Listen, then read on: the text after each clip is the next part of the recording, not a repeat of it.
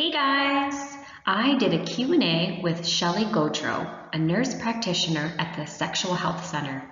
She was happy to answer all your questions on sexual health. So let's jump right in. Okay, so here is the first question. If a female has sex with another female and it is her very first time ever, is it technically considered losing your virginity? This is a great question. Shelley answered that if there is penetration using a finger or a toy, then the answer is yes, you are losing your virginity. For the next question, you asked about an abortion in St. John. Specifically, you asked how a female can get one in St. John and would you have to tell your parents? Shelley had some useful information on this. She said you can contact the sexual health program in St. John or the nurse practitioner at your local school if you are at risk of pregnancy or if you have an unplanned pregnancy. Parental involvement is encouraged, but it's not necessary unless you're under the age of 16. You can, however, get birth control confidentially if you are 14 and up. Next up, there is a question pertaining to sex and pain.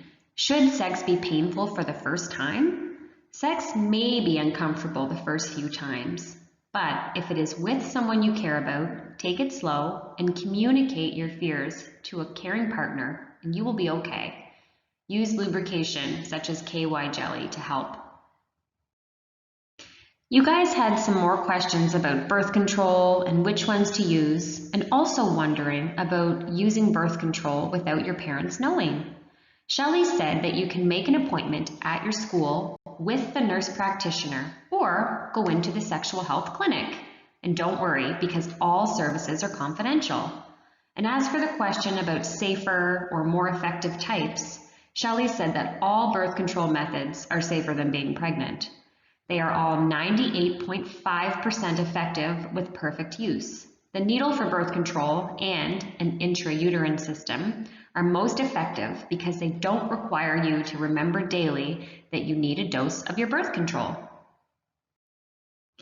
The next question is, what are the dangers of oral sex? And can I get an STI from having oral sex? Shelley responded with, yes, you can. You can contract or spread STIs through oral sex. Condom use is very important, not only for men, but for women as well. Cold sores or herpes type 1 is also spread through unprotected oral sex, so wear your condoms.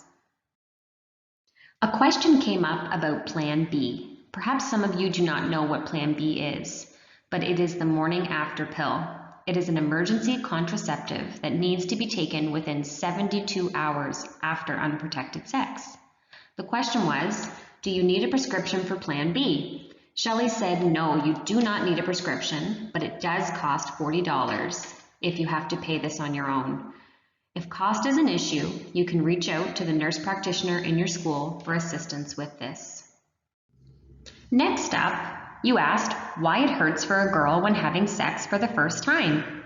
Shelley explained that it is because the vaginal tissues are stretched for the first time and a piece of the hymen, which is a membrane that covers part of the vaginal opening, may still be intact, which explains the pain or discomfort.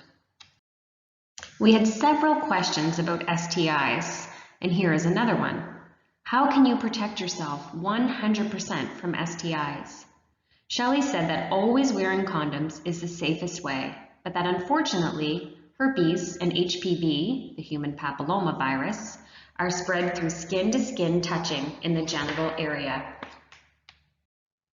We had 3 questions that were short and sweet.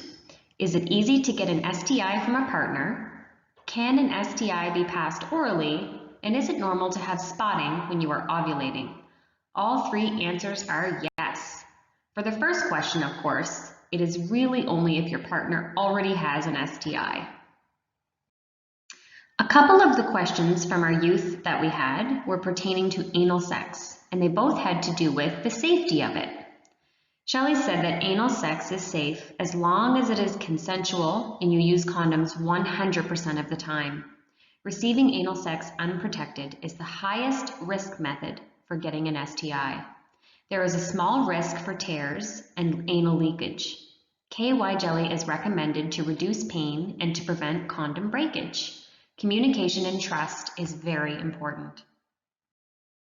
We have a few more questions to go, but remember, if there is something else you need answered, you can always add it to our survey on our website and we will send it along to our sexual health nurse.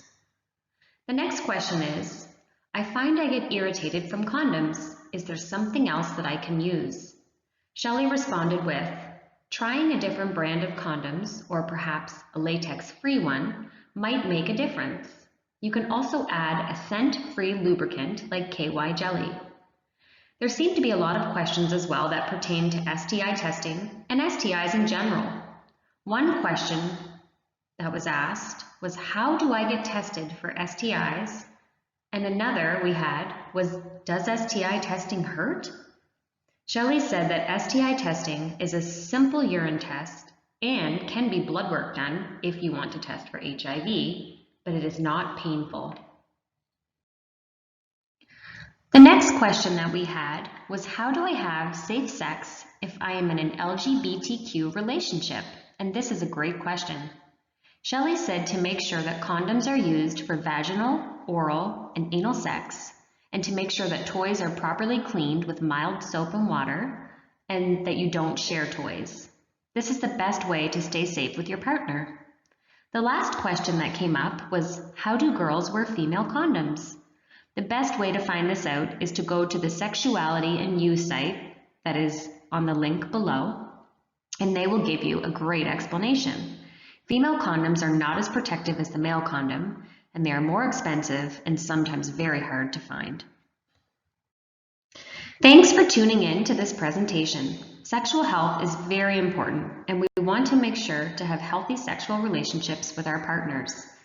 If you guys still have questions, don't hesitate to fill out our survey with another question, and feel free to check out these websites that Shelley provided for us to share with you.